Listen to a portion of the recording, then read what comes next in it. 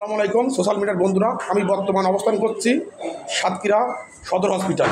সাতক্ষীরা জেলার পাটিলকাটা থানার বড় কাশীপুর গ্রামে মৃত শেখ সিরাজউদ্দিনের সেজপুত্র মোহাম্মদ রাজিবুল ইসলাম জমি জায়গা সংক্রান্ত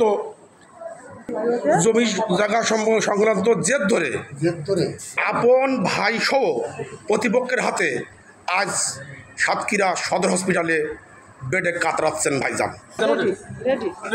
রেডি। আপনারা দেখেন, আজ ভাইজানের মাথায় আঘাত করে শ্বাসরুদ্ধ করে হত্যা করার চেষ্টা করছে। শাবল, রড এবং দা দিয়ে ব্যাপকভাবে আহত করছেন। উনি একজন সরকারি চাকরিজীবী। তাকে যে আহত করছেন তার রিপোর্টগুলো দেখেন। আপনারা বলে বুঝলেন, আপনারা প্লিজ আপনারা একটু এদিকে রিপোর্টগুলো একটু দেন, রিপোর্টগুলো দেন। আপনারা লাইক করবেন, শেয়ার করবেন এবং কমেন্ট করবেন, যাতে ভাইজান তার ন্যায্য বিচার পায়। ভাইজান, আপনার বিষয়টা একটু বলেন, কী সংক্রান্ত আপনার কেমন হয়েছে? আমার ভাই একটু জোরে বলবেন। আমি তো অসুস্থ, অনেক জি এসছি, জোরে বলতে পারবো না। আমার বাপ 2000 এখান থেকে 18 সাল, প্রায় 10 বছর আগে মারা যায়। মারা যাওয়ার পরে আমার সকল ভাই দাদার অরেশ, আমার স্থানীয় গণ্যমান্য ব্যক্তি, আত্মীয় স্বজন সবাই মিলে আমরা জমি জমা ভাগ করে নিয়ে আমরা যার যার মতো দখল করে নিই। আপনি কি থানায় কি মানে কেস করছেন? পরে বলছি। হ্যাঁ, আচ্ছা, জি বলেন। এখন আমি চাকরির সুবাদে আমি বাইরে। আপনি শুয়ে বলবেন? আচ্ছা, আমি বলি, আমি আপনার রেতে করে নিচ্ছি, প্লিজ দাঁড়ান। কারণ ভাইজানের আচ্ছা আপনারা দেখেন, এই যে গোলায় সমস্ত দাগ, শ্বাসরুদ্ধ করে হত্যা করার চেষ্টা করছে। মাথায় 12 থেকে 13টা সেলাই। আপনারা দেখেন প্লিজ। আর তার রিপোর্টগুলো দেখেন, সিটি স্ক্যানের রিপোর্ট এবং সমস্ত যে রিপোর্টগুলো, এই যে প্রত্যেকটা রিপোর্ট দেখেন আপনারা। কারণ এই আমরা হসপিটালে শুয়ে আসছে, মৃত্যু সজ্জায় কাতরাচ্ছে। আমরা আবারও যাবো তার কাছে, কারণ তিনি অসুস্থ বোধ করছেন। প্লিজ আপনার কথাগুলো বলুন। এখন আমার জমি জায়গা ভাগ করে নিয়ে আমরা যথারীতি বন্টকনামার মাধ্যমে ভাগ করে নিই, কিন্তু আমার ছোটো ভাইটা আজকে এই জমি নেবে না, কালকে ওইটা নেবে। এর জন্য আমরা সরকারি রেভিনিউ সিস্টেমের মাধ্যমে ভাগ করে নিয়ে যথারীতি যার যার জমি ভোগ দখল করি। আমি সরকারি চাকরি বাইরে থাকার সুবাদে অনেক দিন পর ক্ষণিকের সময় বাড়িতে আসি ফসল ফলাই পরিচর্যা করতে। আমার ভাই সহ এলাকার কিছু ভূমিদস্যু বা দুষ্কৃতিকারী গুন্ডা প্রকৃতির, তারা ওদের সহায়তা নিয়ে আমার ফসল কেটে নেওয়ার চেষ্টা করে, জোর জবরদস্তি করার চেষ্টা করে, দখল করার চেষ্টা করে।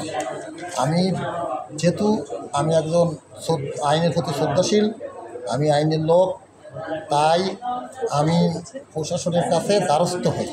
আইন আমি কখনো হাতে তুলে নেব না। আমি আমার ঊর্ধ্বতন অফিসার এবং থানাতে বা বিভিন্ন স্থানীয় গণ্যমান্য ব্যক্তি, চেয়ারম্যান, মেম্বার সহ তাদের কাছে পরামর্শ নিলে একাধিকবার আমরা বসাবসির মাধ্যমে আপোষ মীমাংসা করার চেষ্টা করি, কিন্তু তারা কোনো কিছু ব্যর্থ হয়। কারণ আমার এই আপন ভাই সহজে সন্ত্রাসীরা, দুষ্কৃতিকারীরা, গুন্ডা প্রকৃতিরা কোনো আইন।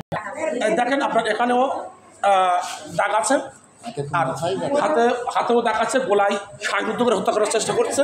মাথায় 13 থেকে 14টা সেলাই। এবং আরেকটা হৃদয় ঘটনা দেখেন, তারই শিশু সন্তান 13 বছর বয়সী এই সন্তানকে মাথার উপর দিয়ে মাটির উপরে ছুটে ফেলে দেয়। এখানে ব্যান্ডেজ করা আছে এবং তার অবস্থা খুবই খারাপ। লাগানো আছে। মৃত্যুর সাথে শিশু বাচ্চাও পাঞ্জা হচ্ছে। যদি এই হৃদয় ঘটনা যদি আপনাদের প্রত্যেকটা সোশ্যাল মিডিয়ার কানে যায় বা ফোনে যায়, আপনারা অবশ্যই লাইক করবেন, শেয়ার করবেন এবং কমেন্ট করবেন। কমেন্টের মাধ্যমে প্রতিবাদ করবেন। আইনের প্রতি শ্রদ্ধাশীল ভাইজান, আইনের লোক, তার বিচার যেন সুন্দর সুখ পায়। এবং এখানে কেস করা আছে, দেখেন আপনারা প্রত্যেকটা এই যে পরিচয়পত্র বা জিডিমিটি সব কিছু করা আছে আপনারা। আচ্ছা ভাইজান, কেস কাদের নামে করছেন একটু প্লিজ বলেন। আমি বলি, সর্বশেষ গত 20 তারিখে আমি আমার জমি পরিচর্যায় এবং মসজিদে ইফতারি দিব এই উপলক্ষে বাড়িতে এসে আমার জমিতে যায় আমার শিশু ছেলে আমার ওয়াইফ এবং আমি সহ পরিচর্যা করতে গেলে আতর্কিতভাবে রামদা, লোহার রড, শাবল, কুলের ডাল ইত্যাদি ইত্যাদি সরঞ্জাম নিয়ে ওরা জমিতে এসে আমাকে হামলা করে একদম অন্যায়ভাবে। জমিতে মামলা করেছিলাম, সেই মামলার রায়টাও আমি পেয়েছি। মহামান্য বিজ্ঞ অতিরিক্ত জেলা ম্যাজিস্ট্রেট আদালত সাতক্ষীরা এডিএম কোর্ট সেই আদেশের অমান্য করছে তারা, সেটাও তারা মানে না। সেই আদেশের ক্ষমতা বলে আমি স্থায়ীভাবে জমিতে গেছিলাম। আচ্ছা, এখন কি অবস্থা? এখন আমি কে আসামি তাদের বিরুদ্ধে কারা আপনাকে হামলা করছিল?